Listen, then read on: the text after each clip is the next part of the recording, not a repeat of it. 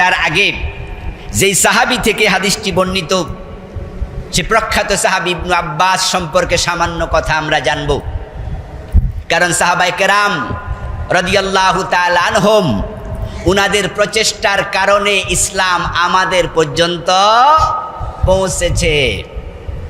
এজন্য সাহাবায়ে কেরাম সম্পর্কেও আমাদের জানা উচিত।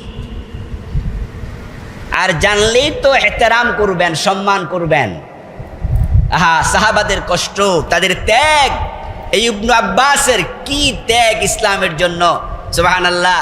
যার কারণেই তো আমরা কোরআনের কোনো আয়াত যখন তাফসীর পড়ি, আমরা সবার আগে আব্দুল্লাহ ইবনে আব্বাসকে দেখি ইবনু আব্বাস কি বলেছেন। কারণ উনাকে বলা হয় রাইসুল মুফাসসিরিন।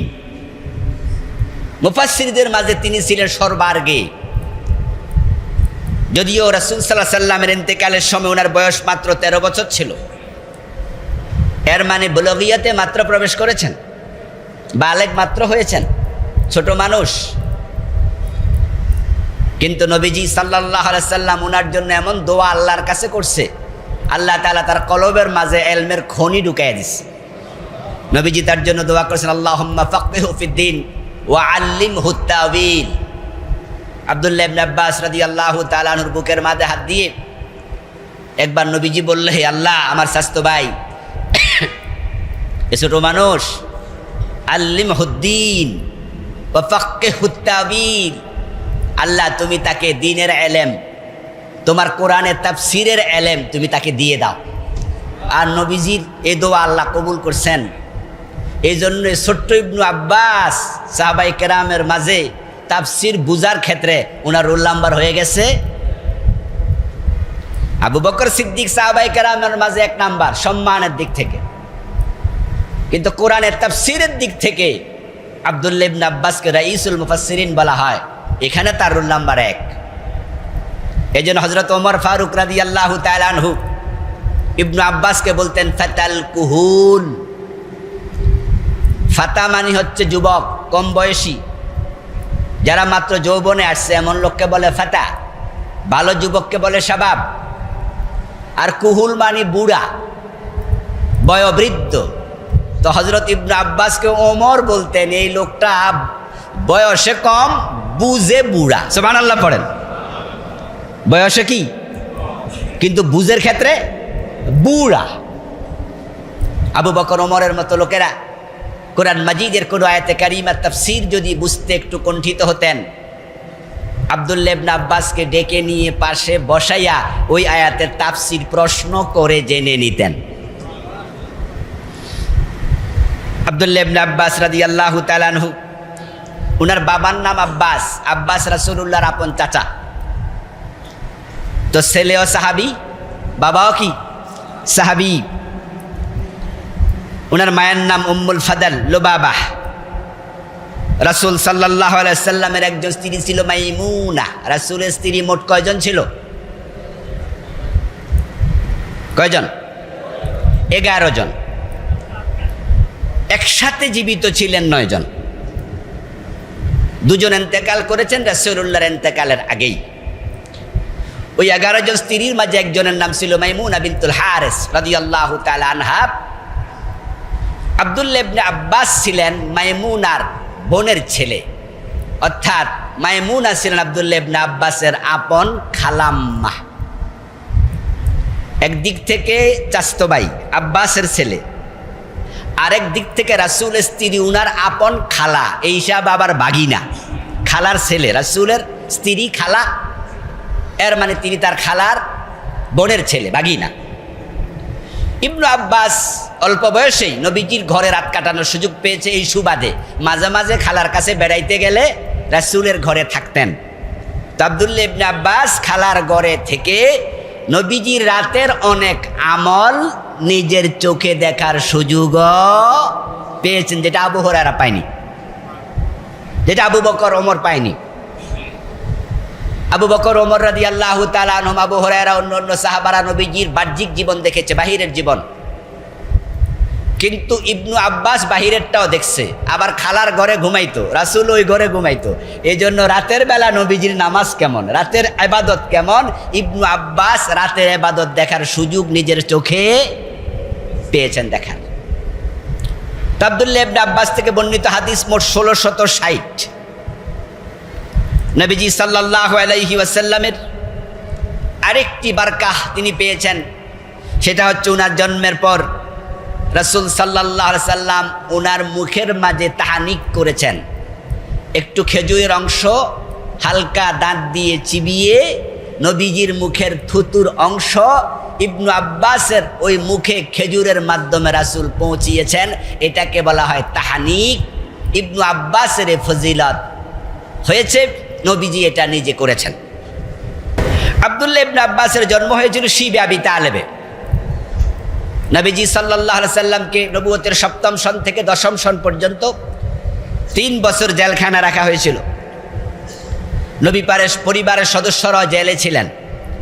ইবনে আব্বাস রাদিয়াল্লাহু তাআলা আনহু ওই শিবে আবি তালেবে জন্মগ্রহণ করেছেন। আব্দুল্লাহ ইবনে আব্বাস ইন্তেকাল করেছেন 64 হিজরিতে তায়েফ নামক জায়গায়। তায়েফে ওনার মাকবারা আছে, ওনার কবর আছে। তায়েফে আমি একাধিকবার গিয়েছি, ওনার কবর জিয়ারত করার সুযোগ আল্লাহ আমাকে দিয়েছিলেন, আলহামদুলিল্লাহ। এই সুযোগ আপনারাও নিতে পারবেন যারা তায়েফে ঘুরতে যান। ইবনে আব্বাসের মাকবারা তায়েফে এখনও আছে, জিয়ারত করার সুযোগ পাবেন। সাহাবায়ে কেরামের এই পরিশ্রম ইসলামকে আমাদের পর্যন্ত পৌঁছিয়েছে। আমি গত জুমার আগের জুমা আপনাদের বলেছিলাম যে চায়নাতে সাদ বিন আবি ওয়াক্কাসের কবর আমি জিয়ারত করেছি এর আগের জুমায়, অর্থাৎ আজ থেকে 3 জুমা আগে। আমি বিস্মিত হয়েছি। মদিনা থেকে প্রায় 7000 কিলোমিটার দূরে গুয়ানজো, চীনের। ওই যুগে ওই সময়ে 7000 কিলোমিটার যাওয়া কিভাবে সম্ভব? আমরা তো বিমানে করে চলে যাই, এবং বাংলাদেশের অধিকাংশ ভাইয়েরা চায়নাতে যারা যায় তারা ব্যবসায়িক কারণে যায়। কিন্তু আজকের যুগে চায়নার গুয়ানজু ব্যবসায়ের জন্য বিখ্যাত। আজ থেকে 1400 বছর আগে সেখানে কি জাতীয় ব্যবসা বাণিজ্য ছিল নাকি? তো তিনি কেন গিয়েছেন সেখানে, তার কেন কবর? উদ্দেশ্য দ্বীনের প্রচার। রাসূলুল্লাহ সাল্লাল্লাহু আলাইহি সাল্লামের সাহাবারা আমাদের পর্যন্ত ইসলামকে পৌঁছানোর কারণে আমরা আজকে আলহামদুলিল্লাহ 1450 বছর পরেও ইসলামকে তার নিজস্ব অবয়বে দেখতে পাচ্ছি। হযরত আলী রাদিয়াল্লাহু তাআলা আনহু আমাদেরকে বলেছেন, লা তানসা সিহহাতাকা ওয়া কুওয়াতাক ওয়া গিনাকা আন তাতলাবা বিহাল আখিরা। আমার বন্ধুরা, তোমরা তোমাদের যৌবন, তোমাদের সুস্থতা, তোমাদের শক্তি এবং তোমাদের স্বাবলম্বিতা, তোমাদের পয়সা, টাকা পয়সা, এগুলার প্রত্যেকটাকেই আখিরাতের আল্লাহর জান্নাত পাওয়ার মাধ্যম বানাবে। আজকের যে হাদিস, এই হাদিসটাও ঠিক একই প্রসঙ্গে। নবীজি সাল্লাল্লাহু আলাইহি সাল্লাম একজন সাহাবীকে পরামর্শ দিচ্ছিলেন, নসিহা করছিলেন, ইখতানিম খামসান কাবলা খামস। জীবনে 5টি জিনিস আসার আগে 5টি কাজ করো। 1 নাম্বার শাবাবাকা কাবলা হারামিক। বেঁচে থাকলে বার্ধক্য আসবেই। বার্ধক্যকে থামানোর ক্ষমতা পৃথিবীর কারো নাই। তো বার্ধক্য আসার আগে যৌবনকে গুরুত্ব দিও। এই যে আজকে যাদের দাড়ি পেকে গেল, ধীরে ধীরে আমিও তাদের একজন হতে যাচ্ছি। আজ থেকে 10 বছর আগে যারা আমাকে দেখেছে, এখন দেখে বলো হুজুর বুড়ো হয়ে গেলেন। এটাই দুনিয়ার নিয়ম। এই বার্ধক্যকে থামানোর ক্ষমতা আল্লাহ কোনো নবীকে পর্যন্ত দেন নাই। নবীরাও বুড়া হয়েছে। এটা সকল মানুষের জীবনে আসবে, কিন্তু বার্ধক্য হচ্ছে আমাদের জীবনের দুর্বলতার অংশ। বার্ধক্য এসে যায়, তখন যৌবনকালের মতো ইবাদত করা যাবে না। এক অজুতে যৌবনকালে 6 ঘন্টা, 8 ঘন্টা, 10 ঘন্টা থাকা যায়, বয়স যখন 70, 75, 80 হয়ে যায়, তখন অজু করে এক ওয়াক্ত নামাজে অজু ধরে রাখাও সহজ হয় না। নবীজি এজন্যই সাহাবীকে বলছেন, যৌবনের গুরুত্ব দিও। যৌবনকাল আল্লাহর সেরা নেয়ামত। যারা যৌবনে আছেন, যৌবন যার, যুদ্ধে যাওয়ার সময় তার। যৌবন হচ্ছে আল্লাহর পথে জিহাদ করার জন্য সবচেয়ে সেরা সময়। নবীজি সাল্লাল্লাহু আলাইহি সাল্লামকে দ্বীনের জন্য যারা সাহায্য সহযোগিতা করেছেন, রাসূলের সাহাবায়ে কেরামের কাতারে বেশিরভাগ সংখ্যায় ছিল যুবক। বরং মক্কার বুড়া মানুষগুলো রাসূলের বিরোধিতা বেশি করেছে। আবু সুফিয়ান, আবু জেহেল, আবু লাহাব, উতবা, শাইবা, ওয়ালিদ বিন মুগীরা, তাদের অনেকের বয়স ছিল 50-এর বেশি, 55, 60, 70। আর নবীজির ইসলামকে সাহায্য করেছে যারা, আবু বকর ইসলাম যখন গ্রহণ করেন তখন আবু বকর সিদ্দিক রাদিয়াল্লাহু তাআলা আনহু, উনি ছিলেন যুবক মানুষ। আবু বকর সিদ্দিকের বয়স ছিল মাত্র 37 বছর। হযরত ওমরের বয়স ছিল 26 বছর। ওসমানের বয়স ছিল 34 বছর। বেলালের বয়স ছিল 28+। আবু যর গিফারি রাদিয়াল্লাহু তাআলা আনহুর বয়স ছিল 30-32 বছর। এইভাবে যে সকল সাহাবারা সর্বাগ্রে ভূমিকা রেখেছে, আশারা মুবাশশারার 10 জনের মাঝে প্রায় সবাই ছিলেন যুবক, একজনও বুড়া ছিলেন না। নবীজির যুদ্ধের ময়দানে যারা রাসূলের সামনে থেকেই রাসূলকে প্রোটেক্ট করেছে, সবাই ছিল যুবক। এজন্যই তো কিয়ামতের মাঠে যৌবনকালে যারা ইবাদত করেছে, আল্লাহ তাআলা তাদেরকে আলাদা করে আল্লাহর আরশে আজিমের নিচে জায়গা দেবেন। নবীজি বলছেন, সাবআতুন ইউযিল্লুহুমুল্লাহু ফি যিল্লিহি ইয়াওমা লা যিল্লা ইল্লা যিল্লুহু। 7 ব্যক্তিকে আল্লাহ তাআলা যেদিন কোনো ছায়া থাকবে না তার আরশের ছায়া ব্যতীত, তিনি নিজের ছায়া তলে আশ্রয় দেবেন। তার মাঝে শাবুন নাশা ফি ইবাদাতিল্লাহ, ওই যুবককে, যেই যুবক আল্লাহর ইবাদত করতে করতে যৌবনকাল কাটিয়েছে। আপনারা যারা আজকে বৃদ্ধ আছেন, আপনার যৌবন হারিয়ে গেছে। যদি আপনি যৌবনকালে ইবাদতকারী হয়ে থাকেন তাহলে তো আলহামদুলিল্লাহ, নচেত আজকে ওয়াজ শুনে আপনি আফসোস করবেন, আপনি যৌবনকে ফিরিয়ে আনবেন, এটা সম্ভব নয়।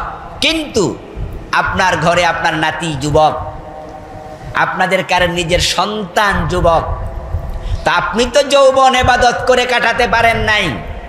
আপনি আজকের ওয়াজ থেকে শিক্ষা নিয়ে নিজের যুবক ছেলেটাকে উদ্বুদ্ধ করুন, আমি পারি নাই তুই পার। নিজের যুবক নাতিটাকে উদ্বুদ্ধ করুন যে নাতি, আমি তো যৌবনকালে দাড়ি রাখিনি, তুই রাখ। আমি যৌবনকালে ফজরের নামাজে জামাতে যাই নাই, তুই আমার সাথে চল। আর যারা আমার আলোচনা শুনছেন যুবক আছেন, তারা নিজেরা এটাকে নিজের জীবনের পাথেও বানান। কারণ আরশে আজিমের নিচে যারা বসবে তারাই নিরাপদ। সেখানে তারা থাকা লাগবে মাত্র কাসসালাতিল মাকতুবা আল্লাতী তুসাল্লা ফিদ দুনিয়া। নবীজি সাল্লাল্লাহু আলাইহি সাল্লাম বলেন, যারা আরশে আজিমের নিচে বসবে তারা থাকবে মাত্র 5 থেকে 7 মিনিট, এক ওয়াক্ত ফরজ নামাজের সমান। তারপরে সেখান থেকে তারা ডাইরেক্ট জান্নাতে চলে যাবে বিনা হিসাবে। আর যারা সেখানে ঢুকতে পারবে না, হাসরের ময়দানে ঢুকবে, 2 পায়ে দাঁড়িয়ে থাকতে হবে 50,000 বছর। বিপদের শেষ নাই, সূর্য মাথার উপরে থাকবে, পায়ের তলায় থাকবে তামার জমিন। 50,000 বছর পা নাড়তে দেয়া হবে না। আর যদি যৌবনকালে ইবাদত করতে পারেন, যৌবনটা ইবাদত করতে করতে কাটাবেন। আলহামদুলিল্লাহ, আমাদের দেশেও যদিও আজকে অপসংস্কৃতির সয়লাব চারদিকে, অধিকাংশ যুবক পথহারা, পথভ্রষ্ট, অধিকাংশ যুবক মোবাইলে আসক্ত, মাদক আসক্ত। অধিকাংশ যুবক আজকে সত্যভ্রষ্ট। কিন্তু তারপরেও একদল যুবক 5 ওয়াক্ত নামাজ জামাতে পড়ছে, ফজরের নামাজও জামাত মিস করে না, এবং তার মুখে কখনো ব্লেড লাগায় নাই।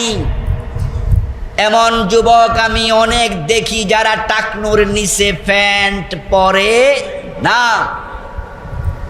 এমন যুবক আমার চেনা আছে যে যুবক কখনো সিনেমা হলে যায় না। আপনি ভাববেন না আমি মাদ্রাসার যুবকদের কথা বলছি। আমি আজকে সকালবেলায়ও 8টা থেকে 8:30 পর্যন্ত একটি প্রোগ্রামে সূরাতুল কাহফের 47, 48, 49 নম্বর আয়াতের দাস দিয়েছি। আজকে সকালের কথা বলছি। সেখানে উপস্থিত ছিল প্রায় 700 যুবক, এবং সবগুলো ইন্টারমিডিয়েটে পড়ে। গতবার এসএসসি পাস করেছে, একটা রেজাল্ট তো আসবে আগামী 4-5 দিনের ভিতরে, এসএসসি রেজাল্ট, আর একটা গতবার হয়েছে। ওই গতবারে যারা পাস করেছে এমন 700-র মতো যুবক আজকে সকালে দাস দিয়েছি। বিভিন্ন ইউনিভার্সিটি কলেজে পড়ুয়া, বিভিন্ন কলেজে পড়ুয়া যারা এবার ইন্টারমিডিয়েট সেকেন্ড ইয়ারে আছে, ওই 700 যুবকের মাঝে টাকনুর নিচে কাপড় পরে এমন একজনও পাবেন না। 700 জনই। তাহলে বাংলাদেশে আলহামদুলিল্লাহ এখনো এমন অনেক যুবক আছে। তা আপনার ছেলে তাদের মতো কেন নয়? আপনার নাতি তাদের মতো কেন নয়? আবার আপনি যারা আছেন, যারা ইন্টারমিডিয়েটে অনার্সে পড়ছেন, আপনি কেন তেমন নয়? যদি আপনিও তাদের মতো হন যারা যৌবনে ইবাদত করছে, ইনশাআল্লাহ তারা আরশে আজিমের নিচে আল্লাহর মেহমান হতে পারবে। এই জন্যই সাহাবীকে রাসূল বলছে যৌবনকে গুরুত্ব দাও। হাসরের ময়দানে আল্লাহ তাআলা 5টি প্রশ্ন করবেন, যে 5টি প্রশ্নের জবাব দেওয়ার আগে কাউকে কদম নাড়তে দেবেন না। قال رسول الله صلى الله عليه وسلم لا تزول قدم ابن آدم حتى يسأل عن 5: عن عمره فيما أفناه وعن شبابه فيما أبلاه। নবীজি বলছেন 5টি প্রশ্নের জবাব দিতে হবে, কাউকে পা নাড়তে দেয়া হবে না। তার মাঝে প্রথম প্রশ্ন পুরা জীবন সম্পর্কে, দ্বিতীয় প্রশ্ন আলাদা করে যৌবন কাল সম্পর্কে। পুরা জীবনের ভিতরে কি যৌবন নাই? তো দ্বিতীয় প্রশ্ন আবার আলাদা যৌবন কেন? প্রথম প্রশ্ন আন উমরিহি ফিমা আফনাহু, তোমার জীবনের হিসাব দাও। তো জীবনের ভিতরে তো যৌবন এমনিই পড়ে যায়, কিন্তু না, দ্বিতীয় প্রশ্ন আবার আলাদা করা হবে, যৌবনের হিসাব আলাদা করে দাও। এর কারণ হচ্ছে মানুষ যত গুনাহ করে অধিকাংশ গুনাহ করে কোন বয়সে? যুবক বয়সে। এই জন্য আল্লাহ তাআলা এটাকে আলাদা করে দেবেন। ওয়াম্মা বিনিআমাতি রাব্বিকা ফাহাদ্দিস, আল্লাহর নিয়ামতের ঘোষণা করো। সুম্মা লাতুসআলুন্না ইয়াওমাইযিন আনিন নাঈম, নিয়ামতের ব্যাপারে প্রশ্ন করা হবে, এটা মনে রাখো। যৌবন আল্লাহর সেরা দান, কারণ এই বয়সে পাথর খেলেও হজম হয়, কিন্তু একটা বয়স আসবে যে বয়সে দুধ খেলেও হজম করতে পারবে না।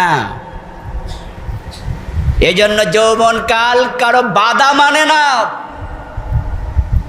যুবকরাই পৃথিবীকে পরিবর্তন করে দেয়, সাহাবারা তাই করেছিল। এবং আমাদের যে 24শে জুলাই আন্দোলন হলো, সেখানেও ভূমিকা কাদের বেশি ছিল? যুবকদেরই বেশি ছিল। বেশি মানে 90%ই তাদের, 10% আমাদের। যুবকরা চাইলে পরিবর্তন করতে পারে। আমরা আমাদের যুবকদেরকে যদি ইসলামী মনোভাবে বড় করতে পারি, আর আমাদের যুবকরা চাইলে যদি জুলাইয়ের সরকার, প্রতিষ্ঠিত সরকার, এবং আমার মন্তব্য বলে 71 থেকে 2024 পর্যন্ত গত 24শে জুলাই 24-এর আগে 17 বছর যে সরকার ছিল, শেখ হাসিনার সরকারের মতো এত শক্তিশালী সরকার স্বাধীনতার পরে আর আসে নাই। ইতিহাস পড়ে কিছু জেনেছি, বাকিটা তো চোখে দেখেছি, এরশাদ থেকে আমি নিজে দেখেছি। তাহলে এরশাদের আগে যেগুলো সরকার ছিল এগুলো দুর্বল সরকার ছিল এবং সামান্য। শেখ মুজিব নিজে তো মাত্র 2.5 বছর, জিয়াউর রহমান মাত্র 2.5-3 বছর, আর বাকিগুলো তো হিসাবে পড়ে না। এরশাদ থেকে মূলত লম্বা সময় ধরে সরকার ছিল। শেখ হাসিনার সরকারের মতো শক্তিশালী সরকার এই 54 বছরের ইতিহাসে আসেনি। কিন্তু যুবকরা যখন আন্দোলন করেছে, এমনভাবে পলাইছে, রান্না করা খাবার দুপুরবেলা খাইয়া পলানোর সময়টাও পায়নি। এটাই প্রমাণ করে যুবকরা চাইলে পরিবর্তন করতে পারে। যেই যুবকরা এটা পেরেছে, যদি আমরা ওদেরকে ইসলাম ঢুকাই দিই ওদের ভিতরে, আমরা তো সবাই ইসলামের পক্ষের লোক। আপনারা যেই দল করেন সেটা ভিন্ন জিনিস, কিন্তু ইসলামের প্রসঙ্গ যখন আসে তখন আপনি যে দল করেন সেটা পরে। কিন্তু আপনি যে একজন মুসলিম, ইসলামের পক্ষের লোক, এই কথা বলতে আপনি সামান্য পিছপা হন না, ঠিক নয় কি? তখন আপনি বলেন হ্যাঁ আমি ইসলামের পক্ষে। আমরা সবাই ইসলামের পক্ষে, 90%, 92% মুসলমান আমরা ইসলামের পক্ষে। কিন্তু দেশে ইসলাম কেন নাই? কারণ আমরা আমাদের মানুষগুলোর মাথার ভিতরে ইসলাম ঢুকিয়ে দিতে পারি নাই। তো যুবকরা যেহেতু পরিবর্তন পারে করতে, যুবকদের ভিতরে এটা ঢুকাইয়া দেন, ইসলাম ঢুকাইয়া দেন। নবীজি সাল্লাল্লাহু আলাইহি সাল্লাম জাহিলিয়াতের যুগ পরিবর্তন করেছিলেন একজন যুবককে সাথে নিয়ে। একদল যুবক সাথে এসেছে, আর আল্লাহ তাআলা যত নবীকে নবুয়ত দিছে, 40 বছরের পরে কোনো নবীকে নবুয়ত দেননি, বরং 40-এর আগে দিয়েছেন এমন নবীও আছে, আর 40-এ দিয়েছেন অধিকাংশকে, কিন্তু 40-এর পরে নয়। আর 40 হচ্ছে যৌবনের একটা সেরা অংশ। ঠিক আমরা যদি চাই এই দেশটাকে আমরা ইসলামী আদলে পরিবর্তন করতে, তাহলে যুবকদের মাথার মাঝে ইসলাম ঢুকাতে হবে, এর কোনো বিকল্প নাই। আর যেই যুবকেরা ইসলাম বুঝবে, ইসলামকে লালন করবে, ধারণ করবে, এবং ইসলামের উপরে যৌবনকাল কাটাইয়া আমার মতো লাল দাড়ি হবে, সাদা দাড়ি হবে, বৃদ্ধ অবস্থায় ঢুকবে, আল্লাহ যখন দেখবেন যৌবনটা ইসলামের উপরে ছিল, আল্লাহ তাআলা আরশে আজিমের নিচের মেহমান বানাবে। আর যারা আল্লাহর জান্নাতে শুরুতেই ঢুকে যাবে, আরশে আজিমের নিচে যারা বসবে, তারা হবে আউয়ালু দুখুল ফিল জান্নাহ, তারা হবে আস-সাবিকুন আল-আউয়ালুন উলাইকাল মুকাররাবুন, তারা আল্লাহর সবচেয়ে প্রিয় বান্দা হবে। আর আমরা আশা করছি আমার ছেলে, আমার নাতি, আমার সন্তান, আমার আপনজন যদি সে আল্লাহর সবচেয়ে প্রিয় বান্দা হয়ে জান্নাতে ঢোকার সুযোগ পেয়ে যায়, আমরা আশাবাদী তারা আমাদেরকে রেখে যাবে না, জান্নাতীদেরকে, পরিবারকে সুপারিশ করে জান্নাতে নেয়ার সুযোগও আল্লাহ তাআলা দেবেন। এই জন্য এমন সন্তান ঘরে ঘরে তৈরি হোক। যুবকদেরকে ইসলামমুখী করুন। যুবকরা ইসলামের পক্ষে এসেছে। আল্লাহ তাআলা সূরাতুল কাহাফে একদল যুবকের ব্যাপারে নিজে যৌবনকাল স্মরণ করাইয়া অনেকগুলো আয়াতে লম্বা আলোচনা করেছেন, যাদেরকে বলি আমরা আসহাবুল কাহাফ। ঈমান হেফাজতের জন্য একদল যুবক গুহার ভিতরে ঢুকেছিল। নাহনু নাকুসু আলাইকা নাবাহুম বিল হক ইন্নাহুম ফিতিয়াতুন আমানু বিরাব্বিহিম ওয়া জিদনাহুম হুদা। হে নবী, আপনি শুনুন, আমি আপনার কাছে একটি কিসসা শোনাতে চাই। কে বলতেছে? আল্লাহ রাসূলকে বলছেন নাহনু নাকুসু আলাইকা, আমি আপনার কাছে একটা কিসসা বর্ণনা করছি, ইতিহাস শোনাচ্ছি, কাহিনী শোনাচ্ছি। হে রাসূল, আমি আপনাকে শোনাচ্ছি বিল হক, একবারে সত্য ঘটনা। ইন্নাহুম ফিতিয়াতুন, একদল যুবক, আমানু বিরব্বিহিম, রবের উপর ঈমান এনেছে। তারপরে ঈমান হেফাজতের জন্য, কারণ যখন ঈমান এনেছিল ওই এলাকার লোকেরা ছিল মূর্তি পূজক, তারা ছিল সবগুলো মুমিন। ঈসা আলাইহিস সালামের উপরে তাদের ঈমান ছিল। নবী মুহাম্মদ সাল্লাল্লাহু আলাইহি সাল্লামের জন্মের 300 বছর কম বেশি আগের ঘটনা। ঈসা আলাইহিস সালামের তিরোধানের 250 বছরের পরে যখন শুনেছে তারা মুমিন, তখন ওই মূর্তি পূজক বাদশা তাদের উপর রেগে গেলেন, ক্ষেপে গেলেন, অত্যাচার করবেন। তারা শুনে বুঝে আস্তে করে কয়েকজন মিলে পালাতে শুরু করলো। রাত এসে গেছে, একটি গুহার ভিতরে ঢুকলো। আল্লাহ তাআলা তাদেরকে লম্বা সফরে কষ্ট দিতে চান নাই। অনেক দূরে পালিয়ে যাবে, কোথায় গিয়ে থাকবে, কি খাবে, আল্লাহ বলে এত টেনশন আর লাগবে না, যেহেতু যৌবনকালে ঈমান হেফাজত করতে চেয়েছো, তোমাদেরকে আমি আল্লাহ হেফাজত করব। তারা গুহায় ঢুকেছে, একটু ঘুমিয়ে গিয়েছে। এক ঘুমের ভিতরে 300 বছর কেটে গেছে।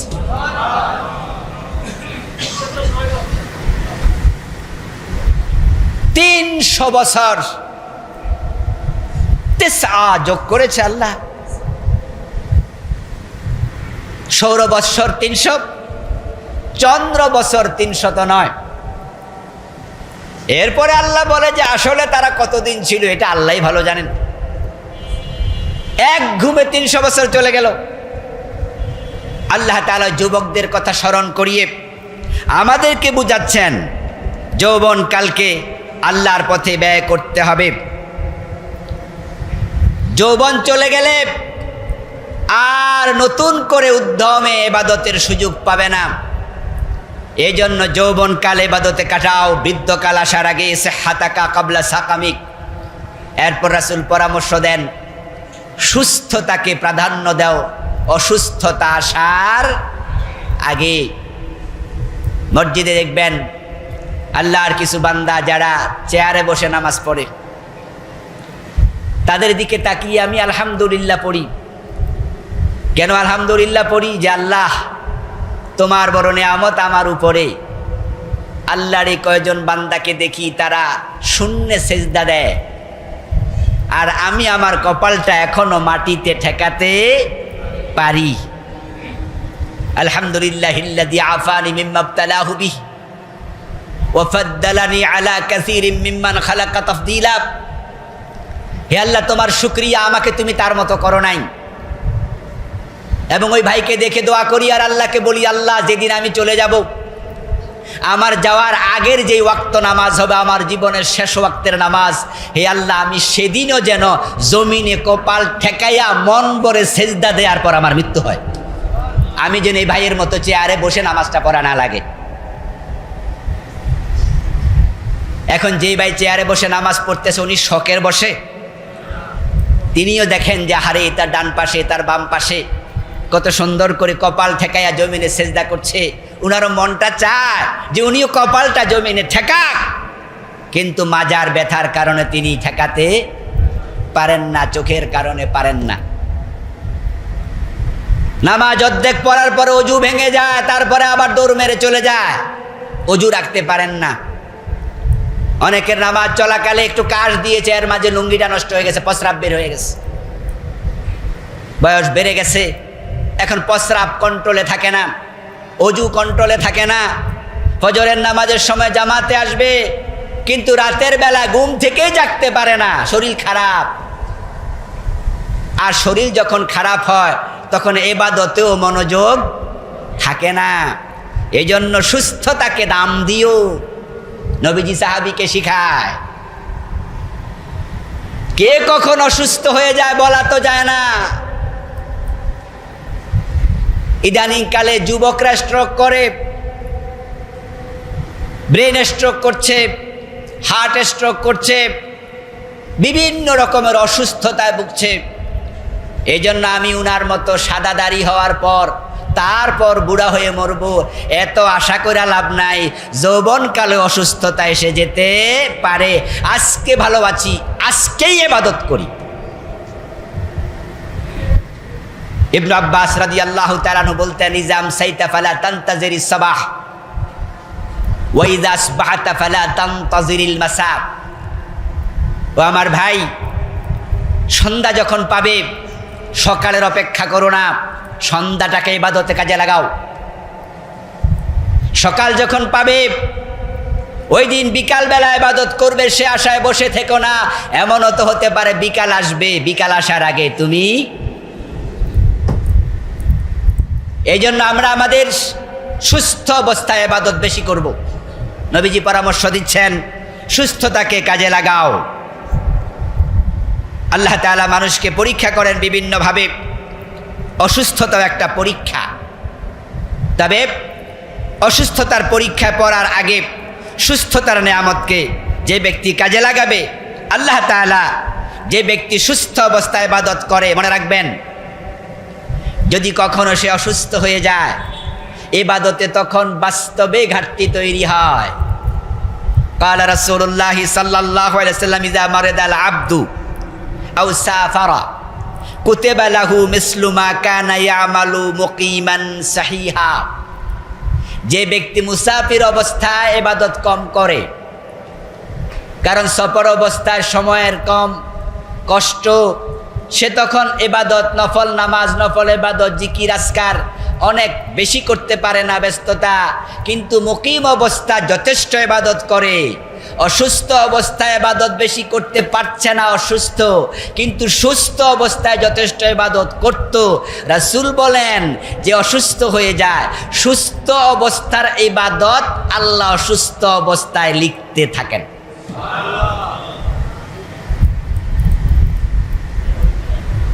এবং সে মুসাফির অবস্থায় থাকলে ইবাদত কম, কিন্তু মুকিম অবস্থায় বেশি ইবাদত করত।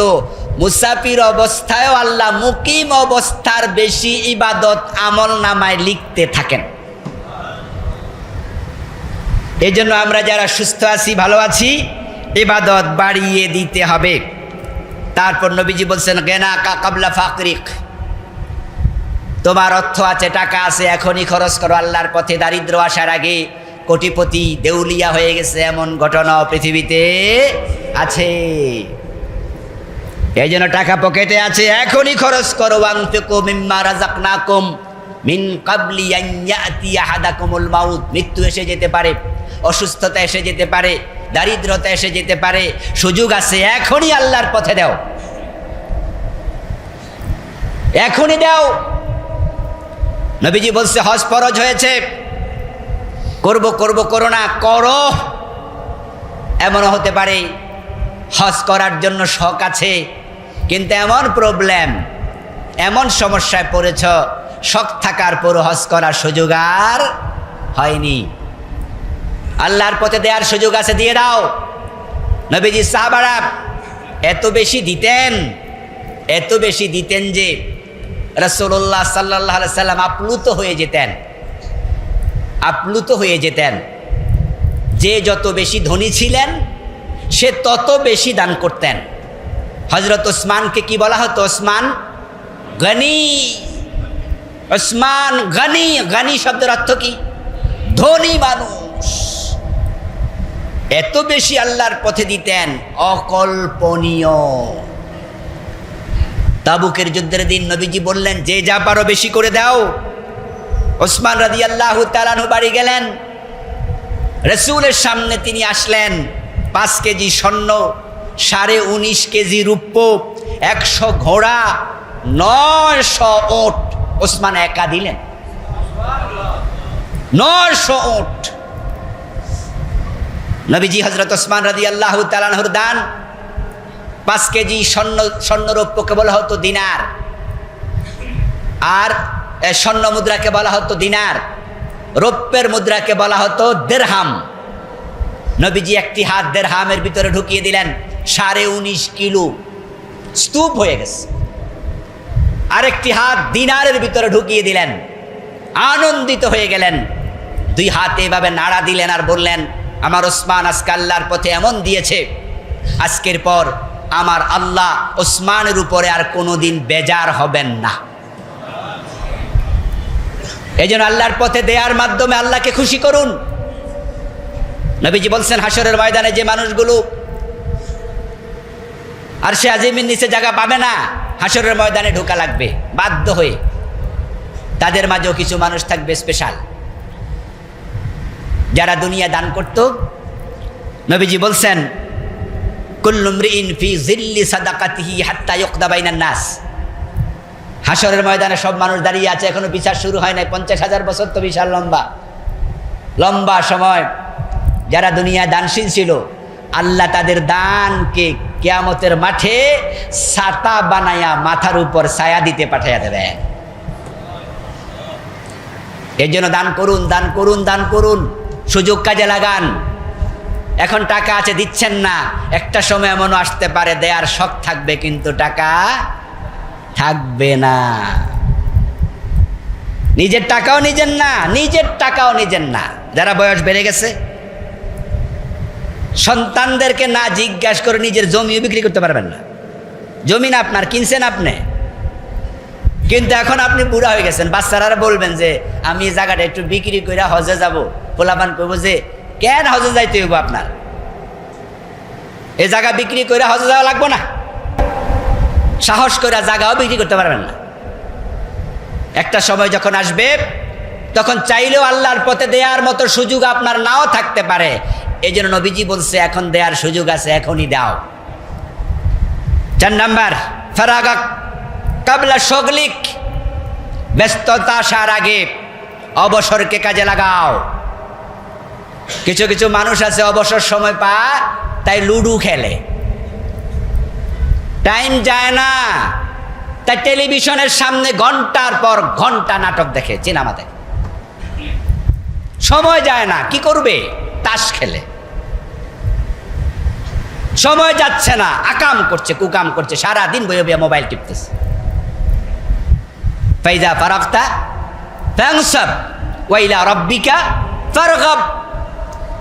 আল্লাহ তাআলা কোরআনে সূরা আল নাসরার মাঝে বলছে, যখন অবসর আসবে, অবসরকে আল্লাহমুখী কাজে লাগাও। অবসর আল্লাহর নেয়ামত, এটাও নেয়ামত। আল্লাহ যে আপনাকে অবসর দিছে। কিছু মানুষ আছে কাম করতে করতে হুঁশ নাই, এমন ব্যস্ত, খাবার যে খায় নাই সেটাও মনে নাই। আরে ভাই, খাবার যে খায় নাই, খাবার আছে, খাবার টিফিন বক্সে নষ্ট হচ্ছে। এত দোকানদারি নিয়ে ব্যস্ত, এটা সেটা নিয়ে ব্যস্ত, খায় নাই এটাও মনে নাই। আরেকজন মনে করে দেয়, ভাই খাইছেন নি? আরে খাইছে নাই, খেয়াল তো নাই, এত ব্যস্ত। আর আল্লাহ আপনাকে অবসর দিছে। অবসরে কি করবেন? তাসবিহ পড়েন, অবসরে কোরআন তেলাওয়াত করেন, অবসরে দুরূদ শরীফ পড়েন। অবসরটাকে আল্লাহমুখী কাজে লাগান। তাফাক্কারু ফি খালকিল্লাহ। অবসর আছে, আসরের নামাজের পর 20 মিনিট মোরাকাবা করেন, ধ্যান করেন, ধ্যান।